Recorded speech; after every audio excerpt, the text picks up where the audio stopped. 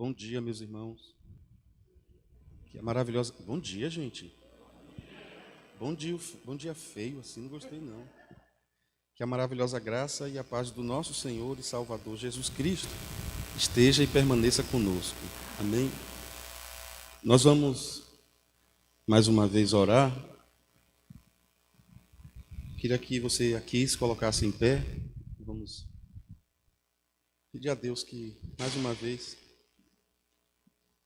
estou feliz em ver alguns irmãos que há dias a gente não vê, outros que já estão aqui há algum tempo. Você que está em casa já está fazendo falta aqui. Pai Celeste, nós te agradecemos, Senhor. Te agradecemos porque temos o privilégio de desfrutar mais um dia de vida. E para nós isso é algo importante e significativo.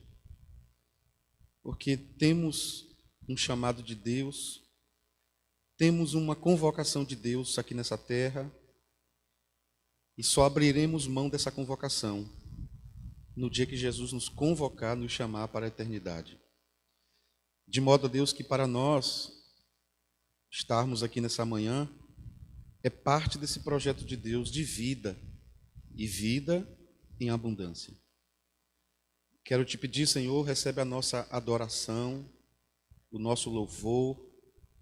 Recebe, Senhor, a intenção do nosso coração e não apenas as palavras da nossa boca. Que as palavras da nossa boca e o meditar do nosso coração, de mãos dadas, sejam para o louvor da tua glória. É assim que nós oramos, pedindo a bênção do Senhor que enriquece, para os que aqui estão, para os que estão em casa, para aqueles que ouvirão depois, assistirão depois essa celebração. Nós oramos agradecidos, no nome de Jesus. Amém. Ok, meus irmãos, de sentar-vos. Irmãos queridos e queridas, nós vamos abrir a palavra. Quero te convidar a abrir a palavra no Evangelho de Jesus, segundo o relato de Lucas. Lucas, capítulo 18. Esta é uma manhã que intitulamos na Igreja Batista. Nós convencionamos a primeiro final de semana de cada mês, nós celebrarmos a ceia do Senhor. E ontem eu recomendo, se você não ouviu, se eu fosse um jovem hoje, eu fiquei muito impactado com a palavra que Deus trouxe ao coração do pastor Aécio ontem. Sinceramente, há tempos que eu não ouvi uma palavra tão profunda e tão tocante para o coração de uma juventude. Eu não sei se os irmãos conseguem pegar o que eu estou querendo dizer, mas foi uma palavra tão profunda. Pastor Aécio foi usado por Deus, eu digitei no chat, foi usado por Deus. Então, eu queria recomendar a vocês, mandem para amigos de vocês, pode até cortar a parte do culto, a gente cantando, a gente fazendo outras coisas, manda a palavra. Eu sei que o pastor Aécio não vai se envaidecer com isso, mas eu falei, meu Deus, eu gostaria de ter pregado essa palavra, eu acho que eu nunca pregaria uma palavra dessa. Foi muito profundo. E o pastor Aécio falou coisas assim muito importantes. E quando ele falou que Deus nos tirou da Babilônia, quando ele falou coisas tão profundas, eu falei, meu Pai, tomara que essa palavra chegue ao coração de quem realmente quer ouvir a palavra de Deus. Então, recomendo a você que é jovem, adolescente, adulto, só não saia do culto agora para assistir a palavra do pastor Aécio, não, viu, gente? Que também não foi essas Coca-Cola toda, não, fica aí, viu? Mas foi uma palavra do céu, foi uma palavra revelada, foi uma palavra, eu creio, de Deus. Lucas, capítulo 18, nós vamos ler a partir do verso 9. Lucas 18, nós vamos ler a partir do versículo 9. Pastor, por que você está com tanta Bíblia na mão aí, pastor? Uma Bíblia não é suficiente? É suficiente, ok? Você que está aqui comigo, você pode ficar em pé? A reverência à palavra verdadeira não é ficarmos em pé ou sentados, viu, meus irmãos?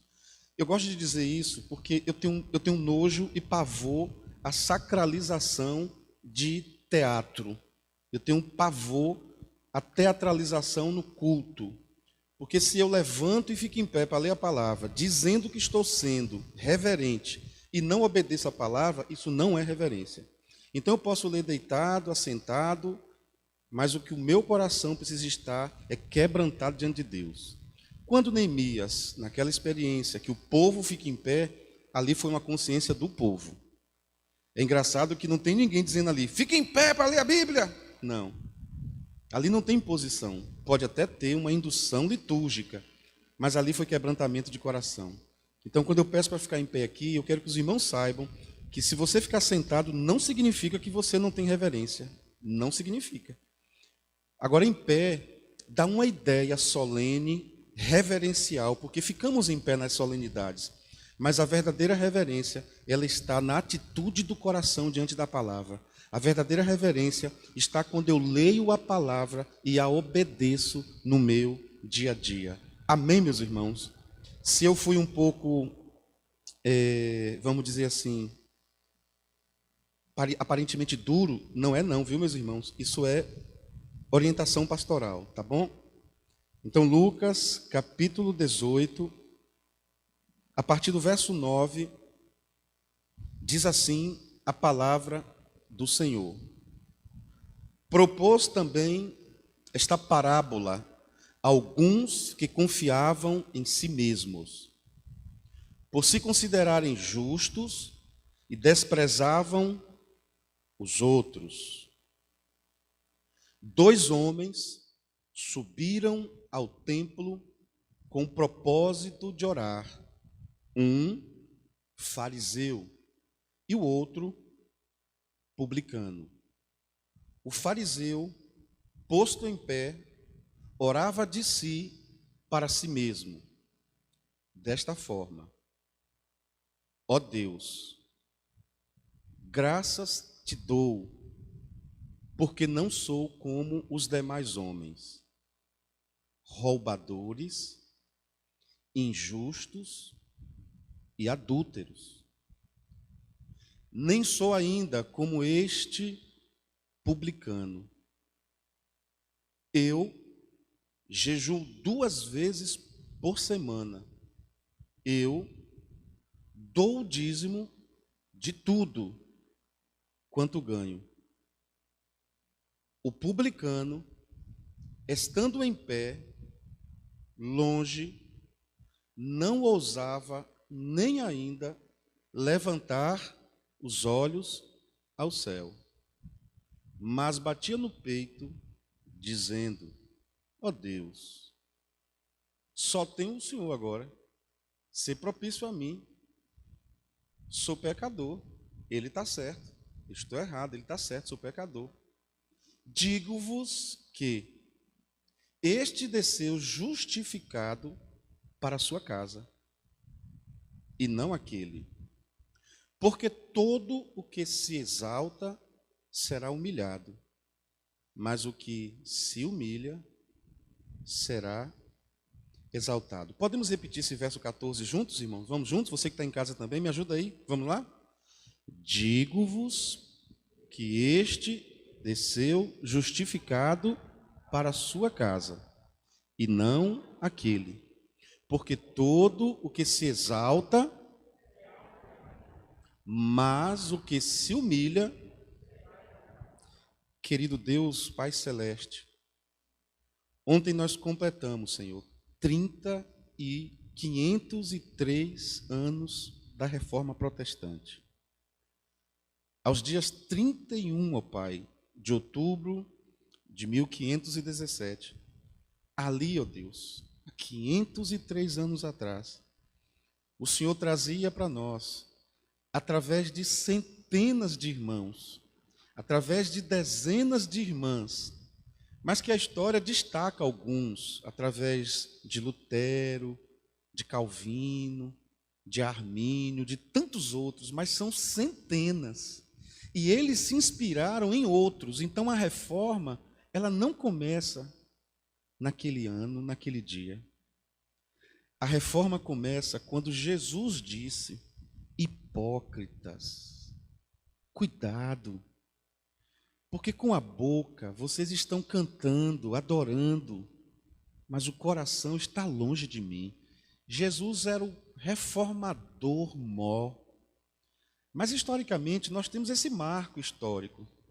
E entre aqueles irmãos que participaram da reforma, gente tão boa.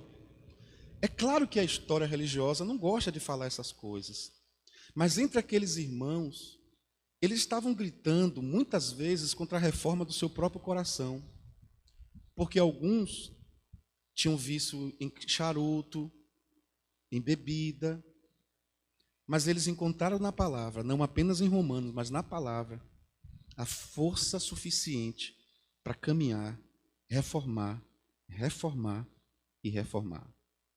Se fôssemos, ó Deus, olhar na história eclesiológica, eclesiástica e religiosa dos anos 2020, eu penso que precisamos de uma outra reforma.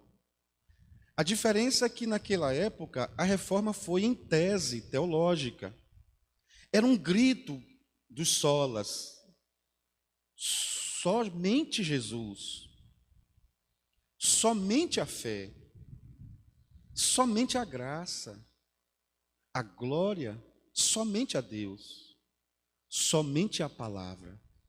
Esses 5 solas, essas 5 expressões, elas são retiradas de dezenas de teses. Mas naquela época, o que urgia, o que gritava, o que bradava era a reforma teológica. Porque a Bíblia estava privatizada. Os conceitos bíblicos estavam normatizados e institucionalizados. Hoje, ó Deus, a Bíblia não está mais institucionalizada, a Bíblia hoje está na mão de todos. E aí está o perigo, ó Deus, porque está na mão de todos, de qualquer jeito. Todos estão fazendo as suas doutrinas, todos estão fazendo a sua fé, a sua estrutura. E eu penso, ó Deus, que nós precisamos de uma reforma teológica, moral, religiosa, espiritual e de consciência. Que o Teu Espírito Santo nos ajude, antes de gritar reforma para os outros, que eu grite internamente reforma a mim mesmo. Eu grito desse púlpito, Hermes, você precisa de somente a fé. Hermes, você precisa de somente Cristo. Hermes, você precisa de somente a graça. Hermes, você precisa dar glória somente a Deus. Hermes, você precisa somente da palavra. E eu peço deste púlpito, Senhor, que as palavras da minha boca, que o meditar do meu coração, seja sempre para o louvor da Tua glória, e o que vamos fazer aqui na publicação, na proclamação, na exposição dessa palavra, que seja para a glória de Deus e para a transformação do nosso coração, em nome de Jesus. Amém. Poder sentar, meus irmãos? Queridos irmãos, eu dei o tema a esta reflexão, não ostente a sua santidade. Foi mais ou menos isso, né, Paulo? Está aí. Não ostente a sua santidade. Eu botei a sua, eu não sei como é que está aí ao certo, mas a minha intenção, não ostente santidade. Mas poderia tranquilamente estar aí nesse tema, não ostente a sua santidade. Poderia ser assim tranquilamente. E vou explicar o porquê. Mas fica melhor aí para as regras gramaticais, não ostente santidade. O que é que eu quero defender nessa manhã? Qual a minha tese nessa manhã?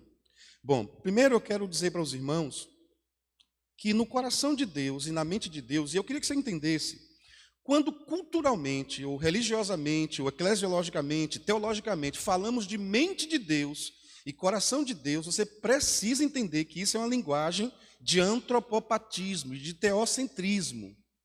Essa é uma linguagem para compreensão de quem é Deus, porque se você for pensar, a bem da palavra, Deus não tem mente. Cuidado para você não ficar pensando, quando nós usamos a expressão, a mente de Deus, porque quem tem mente tem neurônios.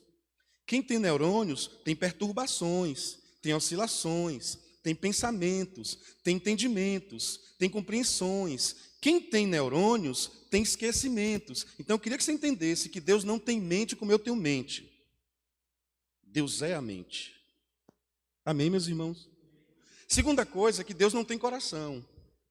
Porque quem tem coração, Jeremias 17:9 diz que tem engano. Que enganoso é o coração mais do que todas as coisas. Quem o conhecerá? Deus não tem coração porque ele disse, filho meu, dá-me o teu coração. Deus não quer coração dele mesmo, porque Deus não tem coração, porque Deus não ama. Quem tem coração ama. Quem tem coração odeia. Quem tem coração tem tristeza. Quem tem coração tem alegria. Quem tem coração tem oscilações psicocomportamentais e emocionais, epidérmicas. Deus não tem coração. Por que Deus não tem coração? Porque Deus não tem amor. Pastor, Deus não tem amor? Não, eu tenho amor. Você tem amor. Deus é o amor. Então, é importante que você saiba que na mente de Deus, no coração de Deus, não há o que há no meu.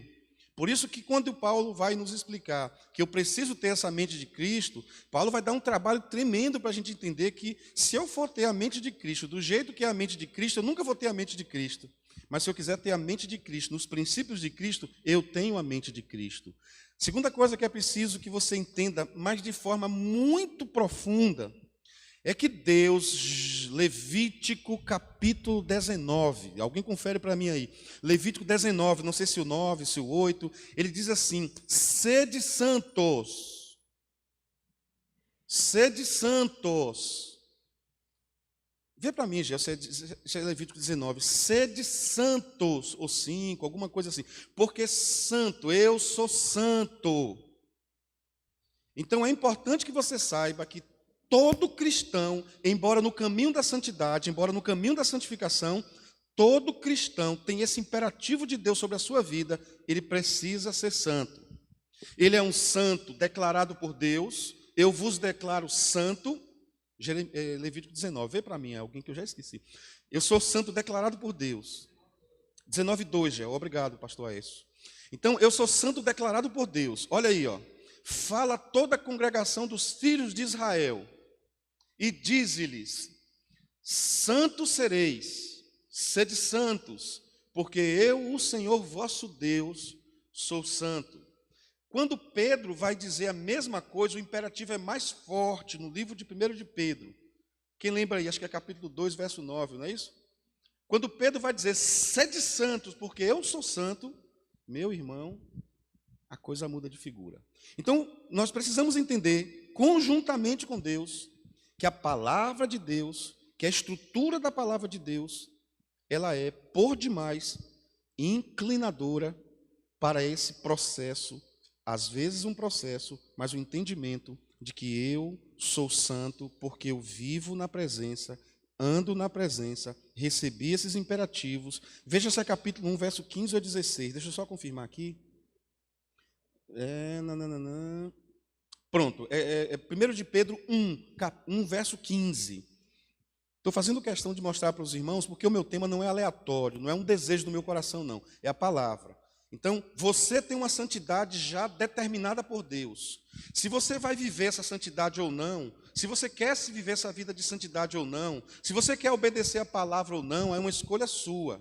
Mas olha o que ele diz, pelo contrário, segundo é santo aquele que vos chamou, olha bem, quando Deus chama uma pessoa, Deus chamou essa pessoa, quem chamou é um Deus santo.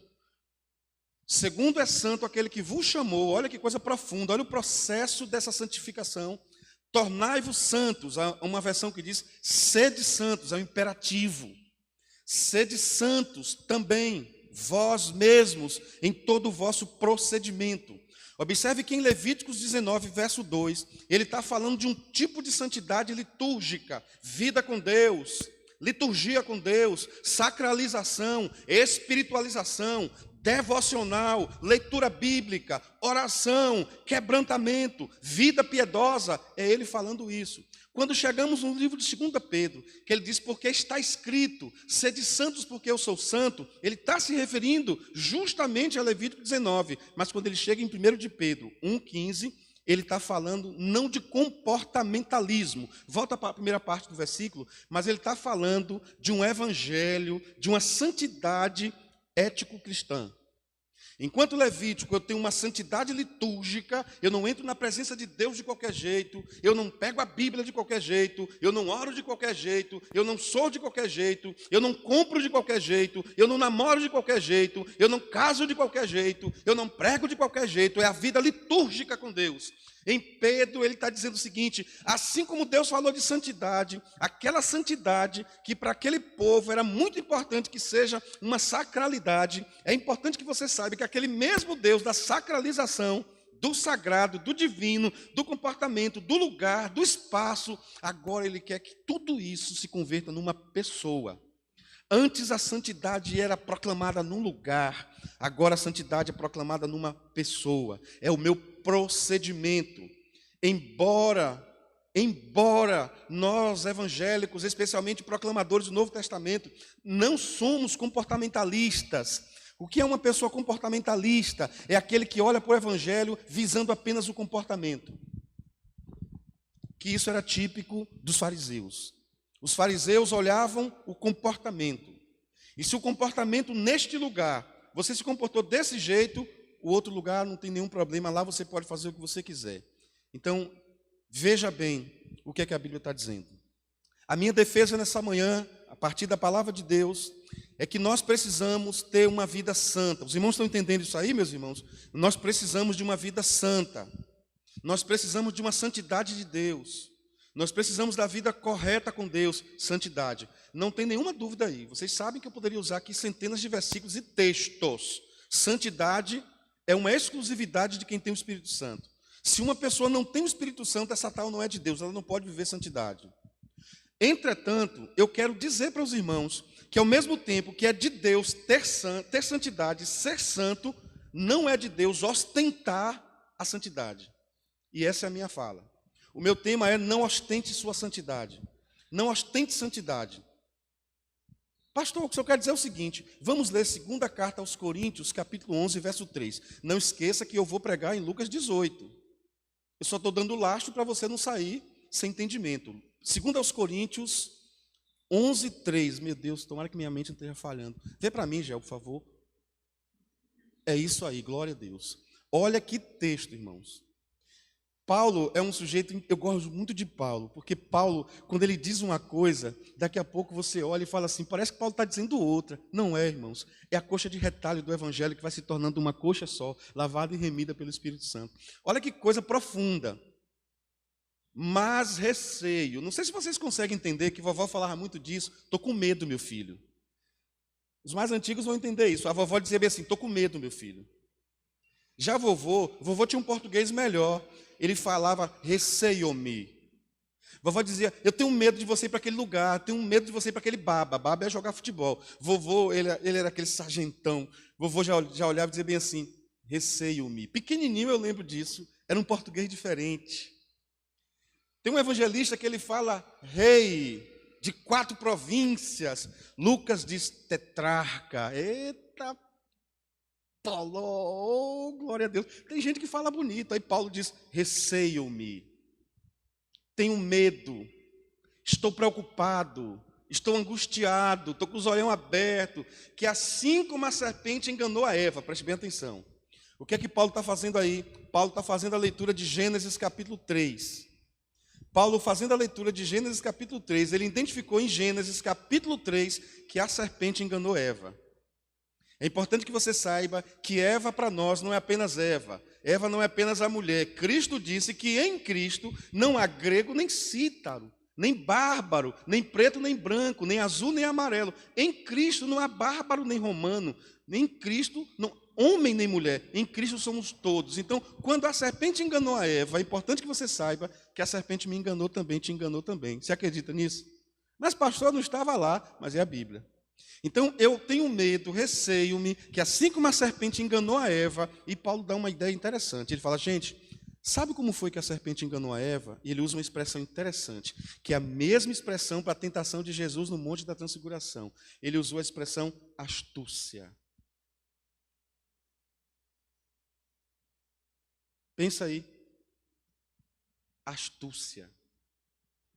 Vamos continuar.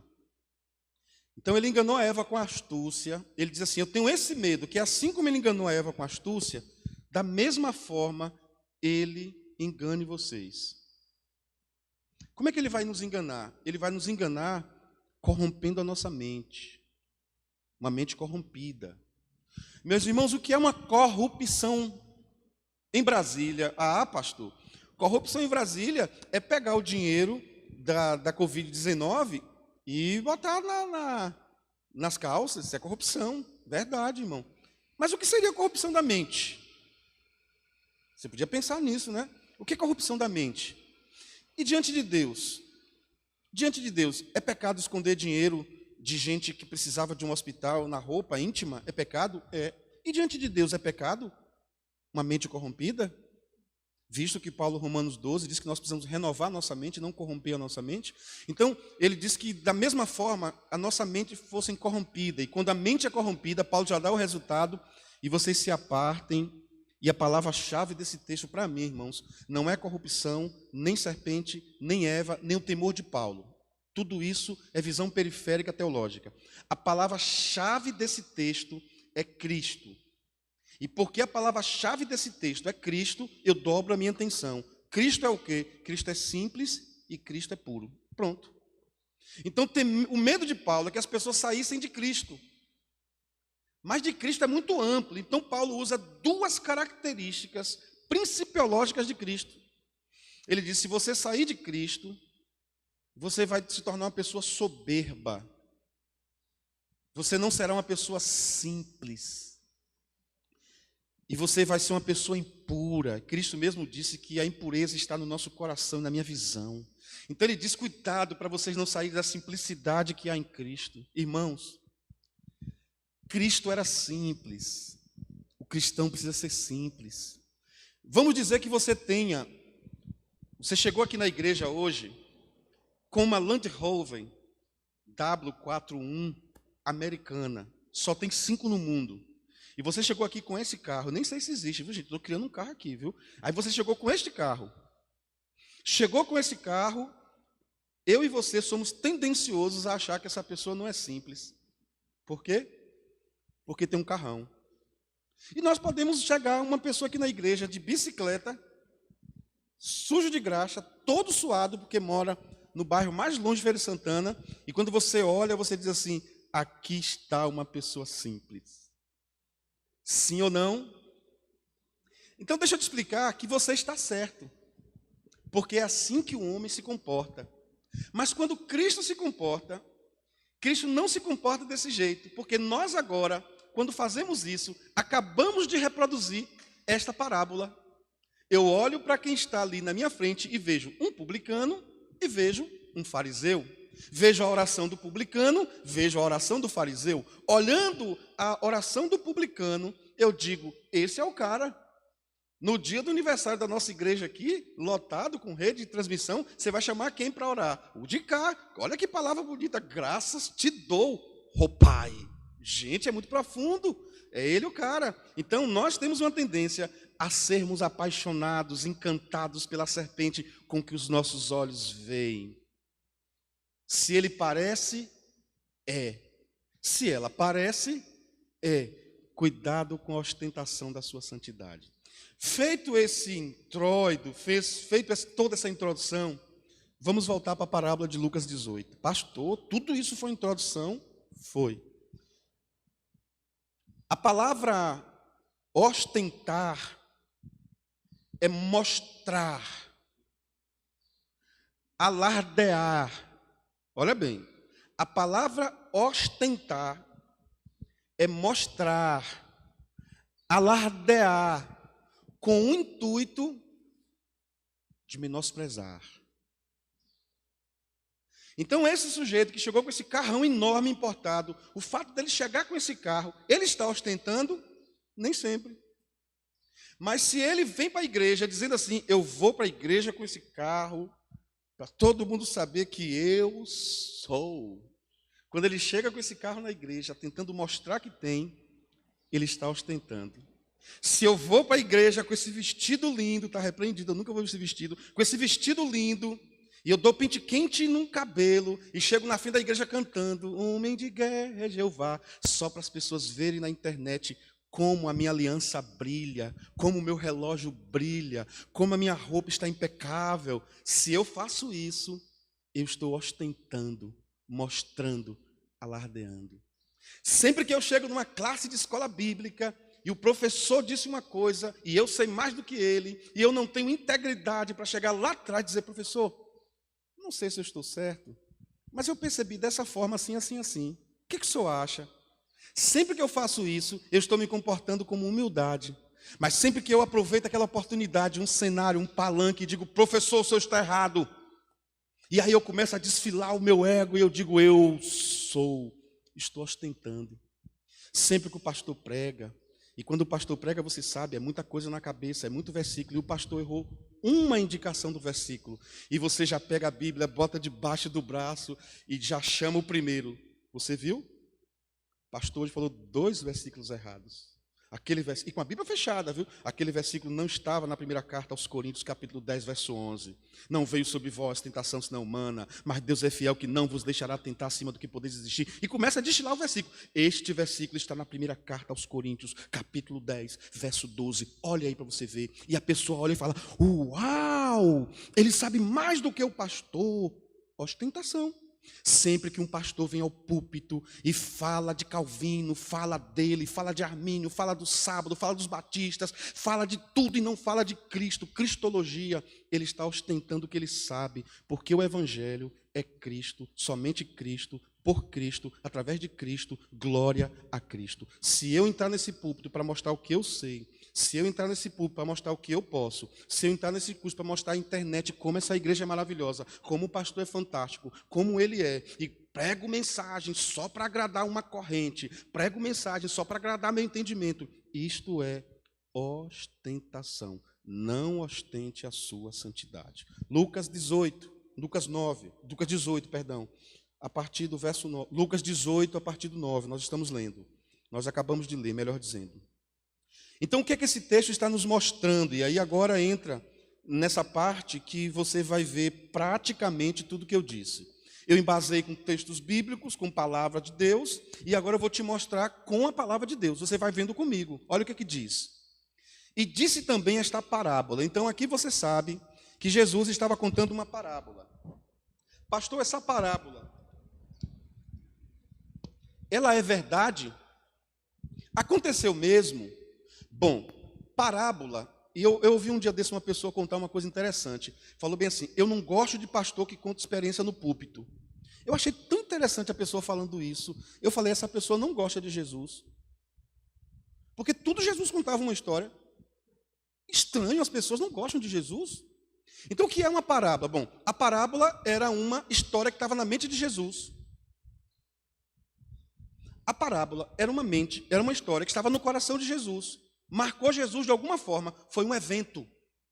Então Jesus pode ter pegado uma parábola de algo que ele viu, de algo que ele ouviu, ou de algo que ele sentiu. Vou repetir. De onde saem as parábolas de Jesus? Não sai de um livro. As parábolas de Jesus saem de algo que ele viu. As parábolas de Jesus saem de algo que ele ouviu. E as parábolas de Jesus saem de algo que ele sentiu. Por exemplo, será que a parábola de Lucas capítulo 15, a parábola de uma mulher que perdeu uma dracma, um dia de trabalho, essa parábola saiu de quê? Eu acredito que essa parábola saiu de o que Jesus sentia. Ele sentia que a mulher era desprezada.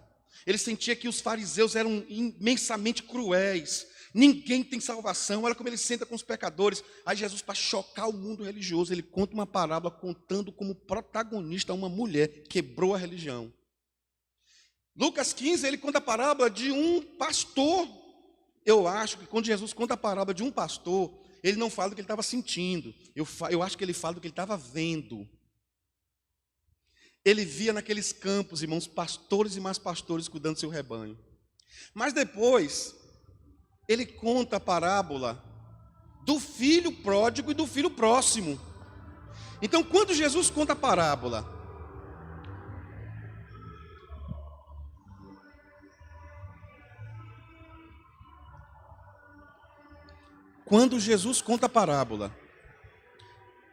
do filho pródigo, olha bem, quando ele conta a parábola da mulher da dracma perdida, eu penso que ele conta, isso não está na Bíblia em lugar nenhum, eu penso Eu penso que ele está contando o que ele sentia. Libertar os oprimidos. A mulher era uma oprimida. Quando ele conta a parábola da ovelha perdida, eu penso, isso tem muita evidência, inclusive, que ele contava o que ele via. Quando ele conta a parábola do filho pródigo e do filho próximo, eu penso que ele falava do que ele era e do que ele ouvia de Deus. Este é meu filho amado em quem me comprazo. E porque ele era filho de Deus, ele sabia que ele era o Deus da restauração, do reencontro, do aconchego, do perdão, da expiação dos pecados. Eu penso que nesta parábola que ele está contando agora, como eu acabei de dizer, embora seja uma parábola, eu vejo que Jesus ele está contando algo que ele via. Jesus estava contando algo que ele ouvia. Sinceramente, irmãos, eu vejo nessa parábola os 3 canais de recepção de Jesus. Os 3 canais de saída de Jesus. Jesus contou essa parábola, na minha visão, porque ele via muitos cristãos tentando humilhar uns aos outros. Aqui para nós, irmãos, é diferente dos nossos dias? Você acha?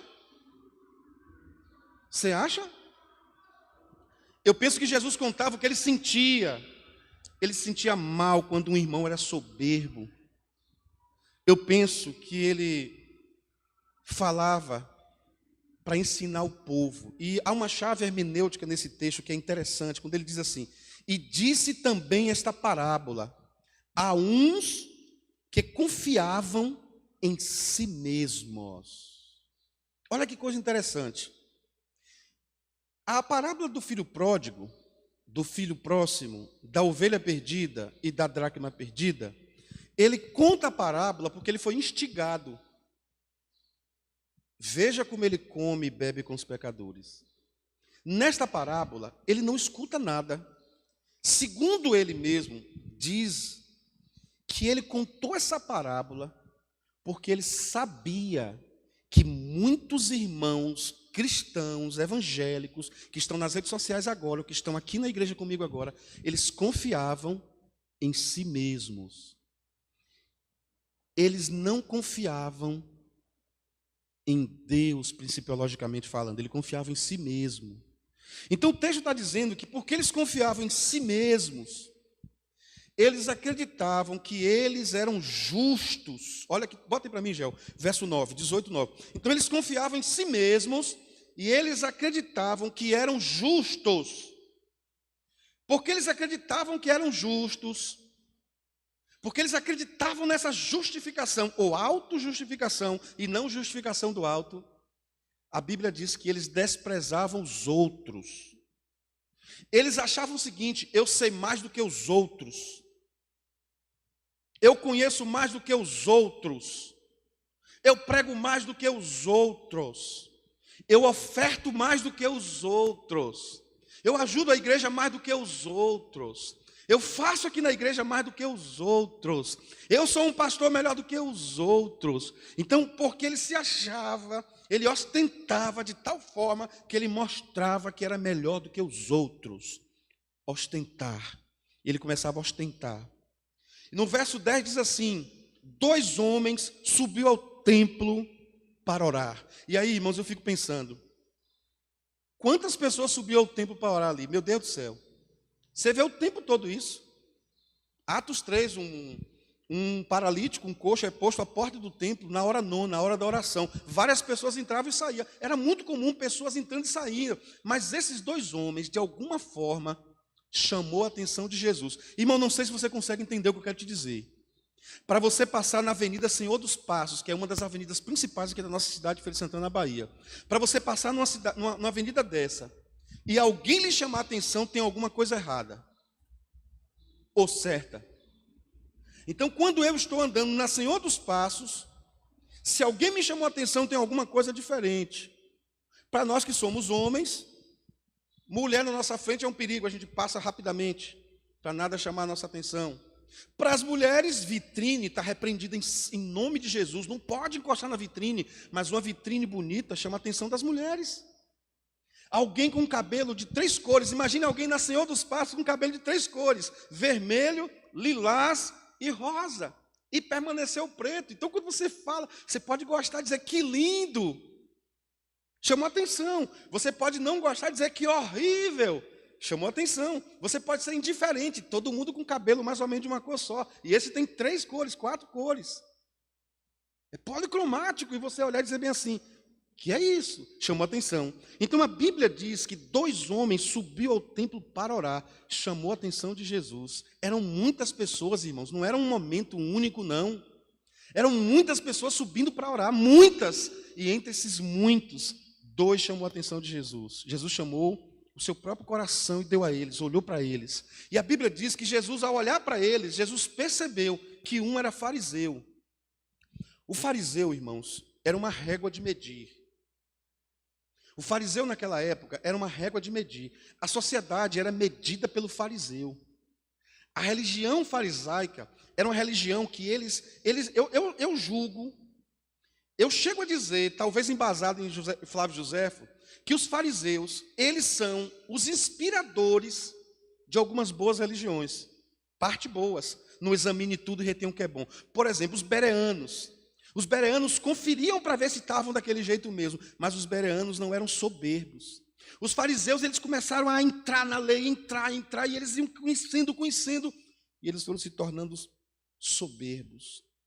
O farisaísmo começa com a soberba, depois é que vem a hipocrisia. Irmãos, ninguém que se torna hipócrita começa na hipocrisia. A hipocrisia tem raiz na soberba. A soberba dos fariseus os tornou hipócritas. E a Bíblia diz que quando Jesus bateu o olho, viu que eram 2 homens. E o que Jesus nos mostra é que eles estavam fazendo algo bom. Eles estavam subindo para orar. Orar é bom, irmãos. Orar é bom. Acabamos uma jornada de oração, mas eles subiram para orar. O fariseu começou a orar. E ele ficou em pé. Até hoje, irmãos, no auditório, as pessoas sentadas, não em bancos como os nossos, mas as pessoas que sentavam em pequenas mesas assim, para jantar, por exemplo, como aquela mulher que lavou os pés de Jesus. A mesa era pequenininha, então a pessoa colocava um braço e o outro ia se alimentando, as pernas ficavam para lá.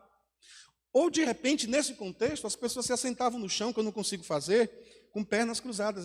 Porque eles andavam muito, eles tinham um bom preparo físico. Então, eles cuidavam, tronco ereto. E aí, irmãos, quando o discipulador ia falar alguma coisa, ele ficava em pé. E todas as pessoas olhavam para ele. A Bíblia diz, irmãos, que esse homem, ele fica em pé. Ou seja, olhem para mim. Ostentação. E quando ele ficou em pé, ostentando, ele começou a orar. Mas o texto diz que ele orava consigo, irmãos. Isso me dá a ideia de que a oração era algo tão dele, irmãos, que ninguém podia nem participar dessa oração. É minha. E Cristo é diferente, ele diz que é nossa, mas era dele, era consigo. E ele diz, ó Deus, ó Deus. E ele faz uma oração, irmãos, muito parecida com a oração de Jesus. Você consegue entender isso? Jesus começa a orar dizendo assim, Pai nosso que estás nos céus.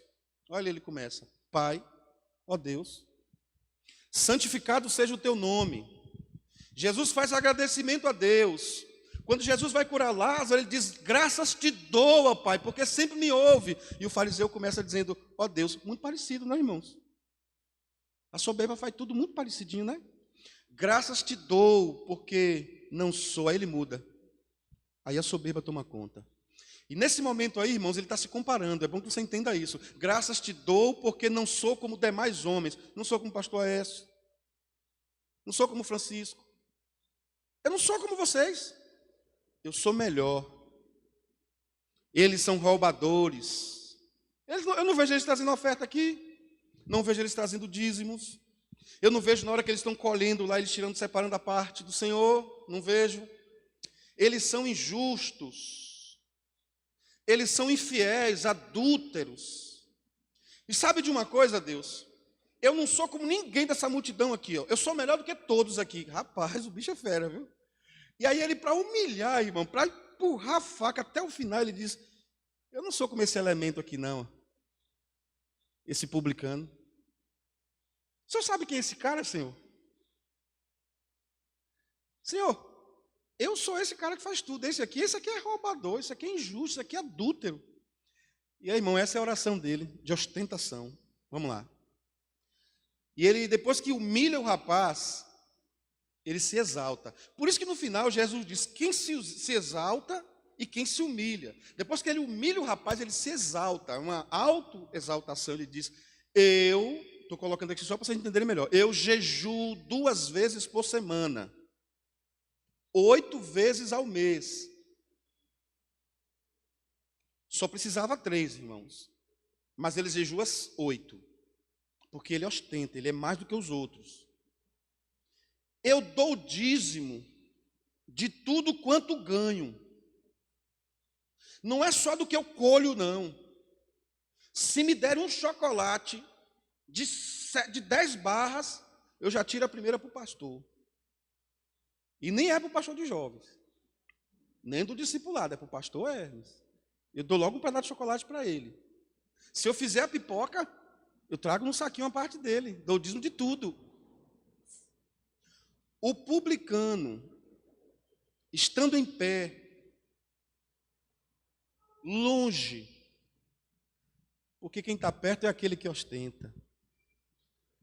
Eu estou longe. Ele não ousava nem ainda levantar os olhos ao céu. Irmão, você consegue entender o que esse moço está falando aí? Esse moço está falando que ele estava na presença de Deus, mas ele foi tão humilhado na presença de Deus, ele foi tão humilhado na presença de Jesus, que ele disse assim, ele está certo. Eu sou isso mesmo. Irmãos, o que vem ao meu coração é que esse publicano, ele não queria nem saber se o cara jejuava ou não jejuava. Quando ele disse que o cara era roubador, quando ele disse que o cara era mentiroso, quando ele começou a dar aqueles atributos negativos para ele, ele disse, baixou os olhos, é verdade. Eu sou infiel. Eu sou isso mesmo. Então ele baixa os olhos. Ele baixa seus olhos, não olha para o céu. Ele bate no peito. Eu penso em choro. Eu penso em quebrantamento com choro, reconhecimento de pecado, coração contrito e quebrantado. E ele começa a verbalizar, ó Deus, sê propício a mim, Senhor. Deus, olha para isso aí, eu preciso de alguém, só tem um Senhor, sê propício a mim. A palavra propício aí vem de propiciação. Que legal.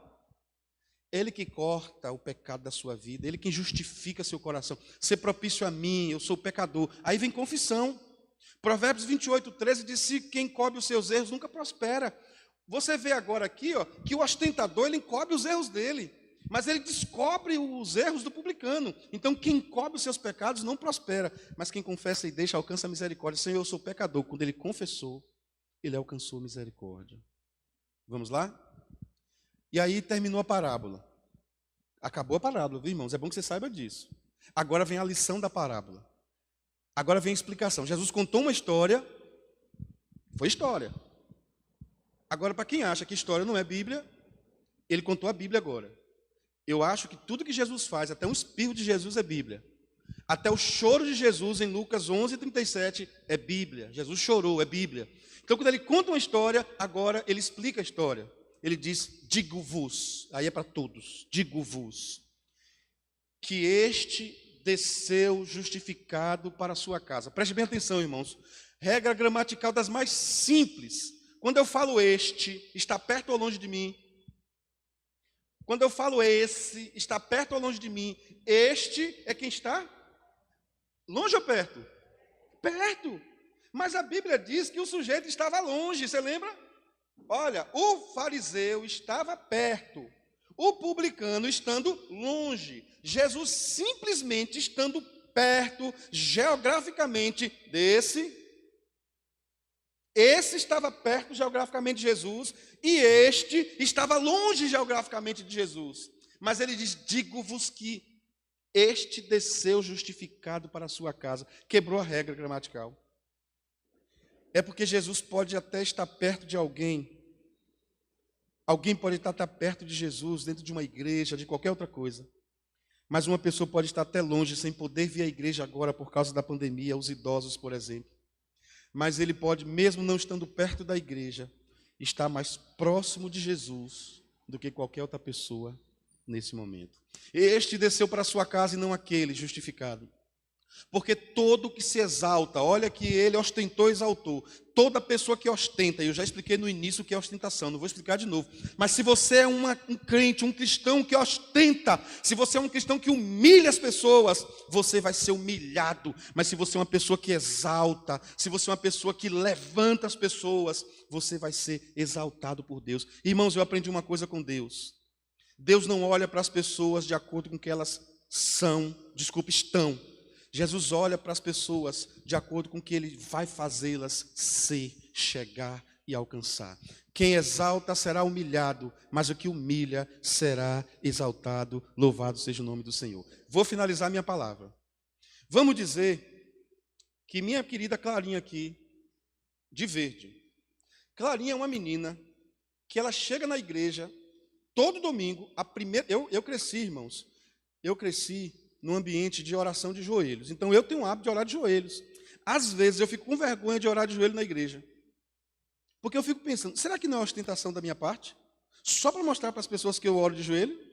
Então, às vezes, eu me furto quando eu chego no meu gabinete ali, coloco meu joelhinho no chão. Mas vamos dizer que eu chego aqui na igreja, domingo, quarta, e ó...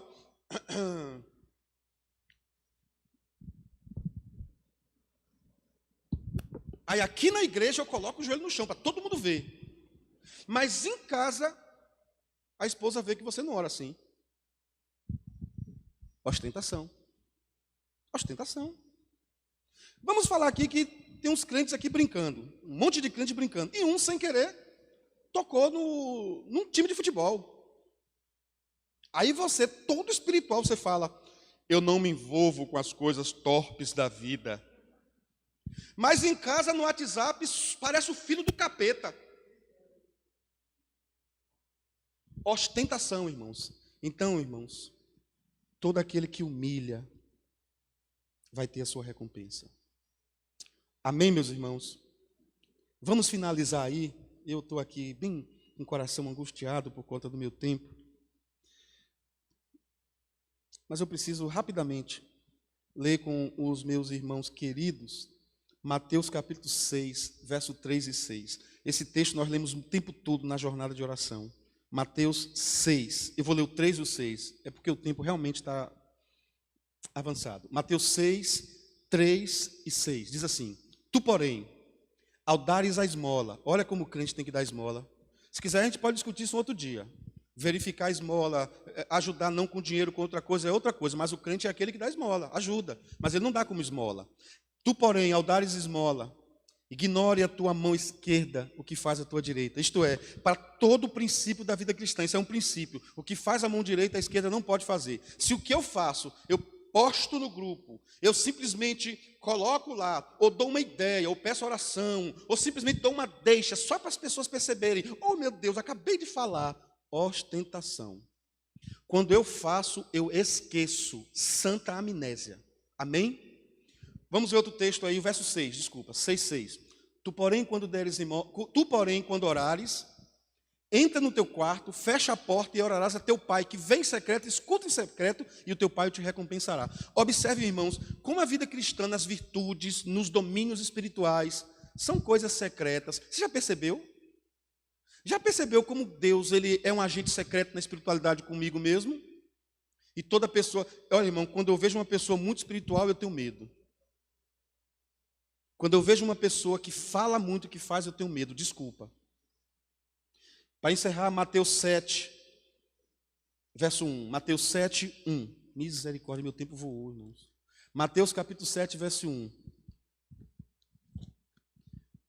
O crente, o cristão em Jesus, deveria ter esse versículo marcado na Bíblia. Ô, meu irmão, como esse versículo angustia meu coração. Podemos ler juntos? Você que está em casa, me ajuda aí para ficar bem mais audível. Vamos juntos? Não julgueis.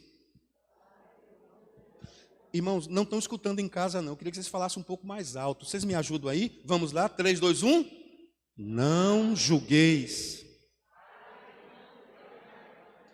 Talvez seja a principal característica do ostentador. Ele julga. Irmão, como é que ele sabia que todas as pessoas ali eram roubadores? Como assim? Como é que ele sabia que todas as pessoas ali eram injustos?